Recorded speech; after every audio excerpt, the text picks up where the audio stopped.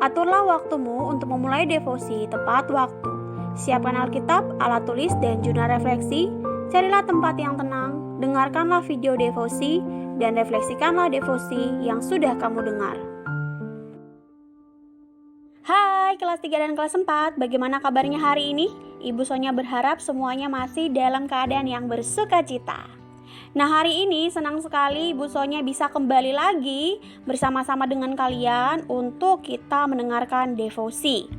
Sebelum kita mendengarkan firman Tuhan dalam devosi ini, mari kita berdoa. Tuhan, hari ini kami bersyukur kiranya kami dikasih lagi kesempatan untuk mendengarkan firman-Mu. Engkau pimpin kami supaya kami benar-benar dapat mengerti apa yang Engkau sampaikan di dalam firman-Mu devosi pagi hari ini. Berkati setiap daripada kami yang mendengar di rumah maupun guru kami yang menyampaikan. Di dalam nama Tuhan Yesus Kristus kami sudah berdoa. Amin. Nah, anak-anak, hari ini renungan hari ini terambil dari kitab Ayub.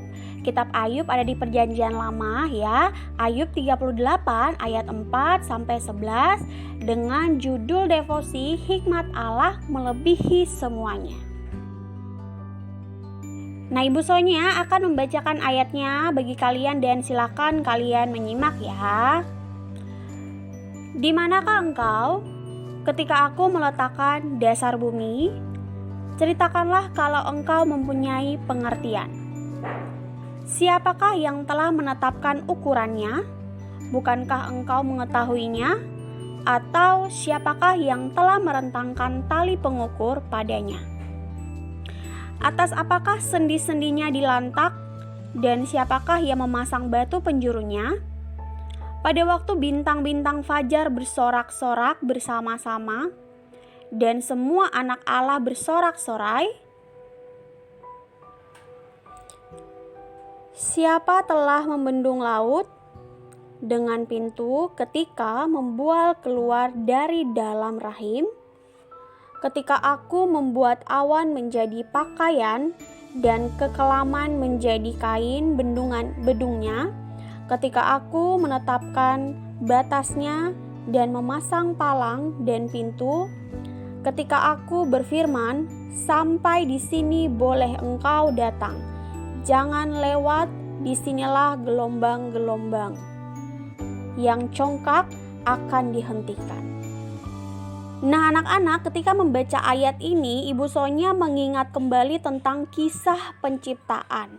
Bagaimana Allah membentuk, menciptakan segala sesuatu yang ada di dunia ini. Nah, tidak sampai pada proses penciptaan, karya penciptaan Allah terhadap dunia ini, Allah juga memelihara ciptaannya. Dan seluruh ciptaannya tidak ada yang gagal dan tidak ada satu hal pun yang bisa menggagalkan rencana Allah di dalam kisah penciptaannya. Meskipun anak-anak ketika manusia jatuh ke dalam dosa, iblis seolah-olah sudah bisa merusak rencana Allah. Kelihatannya iblis telah merusak rencana Allah. Padahal sebenarnya iblis dosa tidak akan pernah sanggup untuk merusak yang namanya rencana Allah. Allah tidak akan membiarkan rencananya rusak begitu saja karena tidak ada yang sanggup melawan firman-Nya Allah. Ya, maka dari itu kita sebagai manusia, kita diajarkan kita harus selalu untuk hidup bergantung sepenuhnya kepada Allah. Ya, Allah mau kita sungguh-sungguh belajar bergantung dan mengalami pimpinan Allah di dalam kehidupan kita. Nah, selain kisah penciptaan, Ibu Sonya juga sudah sampaikan bahwa ada pemeliharaan Allah terhadap ciptaannya. Bagaimana Allah dengan bijaksana dan hikmatnya mengatur segala sesuatu yang sudah Ia ciptakan, baik dari yang besar maupun dari yang paling kecil sekalipun. Contohnya kita melihat bagaimana Allah mengatur pertumbuhan dari ciptaannya. Dari tumbuhan yang kecil bisa bertumbuh menjadi hal yang besar. Ini di luar dari akal dan pemikiran kita. Begitupun dengan kita manusia, bagaimana mungkin manusia dapat bertumbuh dari bayi hingga menjadi dewasa? Nah, hal-hal ini adalah diatur oleh Allah dan bukan oleh manusia. Ya, Allah lah yang mengaturnya di dalam ketetapannya Allah. Sehingga jika kita melihat lagi dan kita memikirkan kembali bagaimana seluruh dunia ini dan alam ini berjalan, bagaimana kita hidup dan bertumbuh, maka harusnya membuat kita semakin mengagumi akan betapa besar hikmat Allah di dalam kehidupan kita.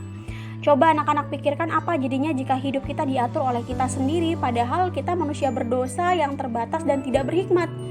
Apakah memang kita mau mengatur hidup kita sendiri tanpa diatur oleh Allah?